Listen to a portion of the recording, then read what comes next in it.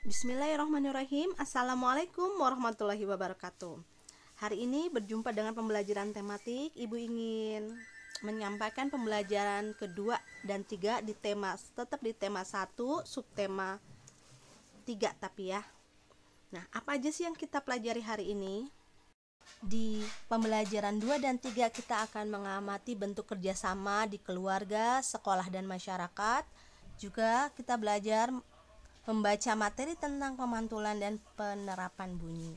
Kita langsung masuk ke pembelajaran 2. Ada di halaman 120 ya. Ayo mengamati. Di sini kita adalah makhluk sosial. Apa sih makhluk sosial itu? Makhluk sosial adalah makhluk yang tidak dapat hidup hanya dengan mengandalkan diri sendiri.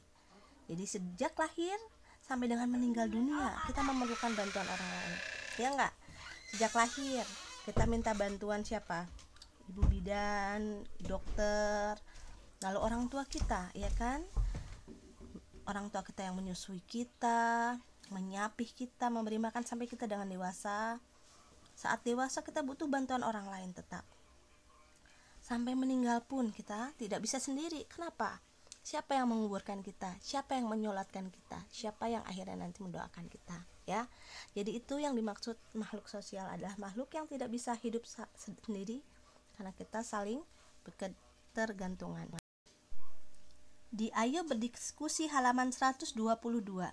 Di situ apa saja musibah yang menimpa teman kita? Bagaimana usaha kita untuk menolongnya? Nah, berdiskusinya sama ibu aja deh. Misalnya nih, ada jenis musibah apa yang dialami oleh teman? Jatuh dari sepeda misalnya, ya kan, yang sering kalian temui aja. Bagaimana usaha untuk menolongnya?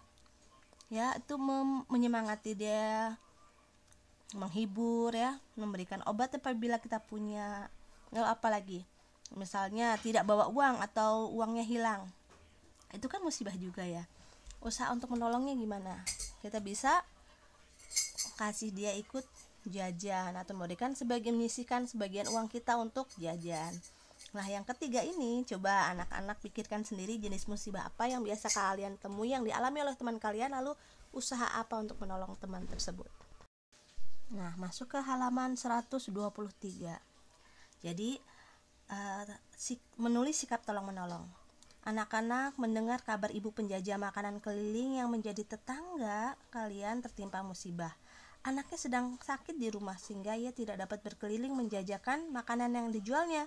Padahal ia membutuhkan uang dari hasil penjualannya. Bantuan apa yang dapat kamu berikan? Sikap apa yang dapat kamu praktekkan untuk membantu meringankan bebannya? Coba apa aja? Karena tidak bisa berjualan berarti kan tidak ada makanan yang bisa dimakan kemungkinan pada hari itu. Maka bisa memberikan makanan untuk yang dimakan oleh keluarganya. Bisa juga membelikan obat-obatan yang dibutuhkan oleh anak yang sakit. Bisa anak-anak tambahkan lagi kira-kira apa? Boleh ya. Lalu kita masuk ke halaman 124. Di sana ada kerjasama yang pernah dilakukan. Apa saja?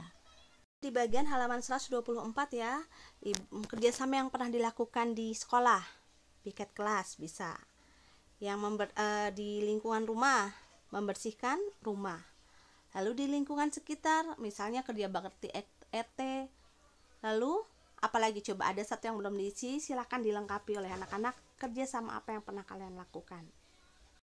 Pada halaman 124 dan 125 itu ada teks bacaan mengamati keragaman budaya Indonesia tentang pakaian-pakaian tradisional, tarian tradisional ini ya.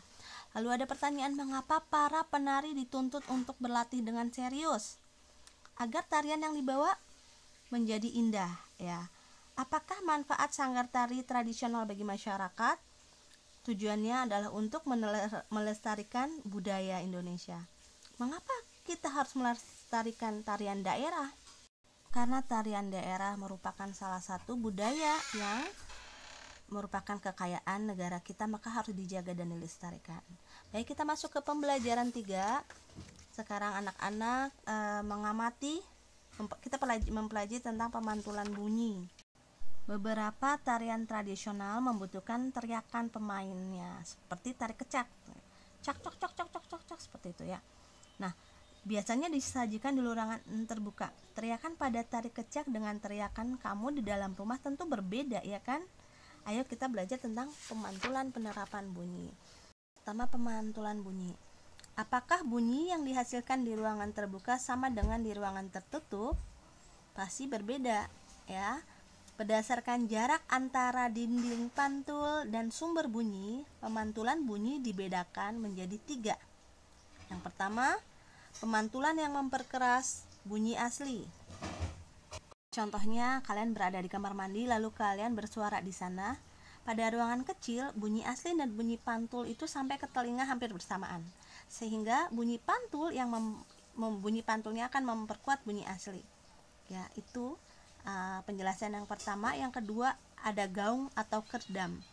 Contohnya adalah kalian berada di dalam sebuah gedung yang lebih besar. Jadi beda dengan di kamar mandi tadi kan lebih sempit ya. Lalu contoh gaung dan kerdam ini di gedung misalnya. Nah, bunyi asli itu antara bunyi pantulannya selangnya sedikit aja. Jadi kalau gitu tuh. Jadinya bunyi pantulannya bedanya kecil dengan bunyi aslinya. Yang terakhir, gema. Kalau gema ini contohnya kalian sedang berada di pegunungan. Jadi setelah kita bersuara baru bergema. Gemanya terjadi setelah bunyi aslinya. Gitu. Misalnya kalian berada di depan di dinding yang tinggi dan suaranya ini seolah-olah mengikuti setelah selesai diucapkan. Itu contohnya yang gema. Kita masuk ke penyerapan bunyi. Karena gaung dan kerdam sangat merugikan, maka di tempat-tempat yang membutuhkan suasana yang tidak berisik dibutuhkan peredam bunyi. Contoh ruangan-ruangan yang butuh peredam bunyi adalah bioskop, gedung pertunjukan, studio radio atau studio TV.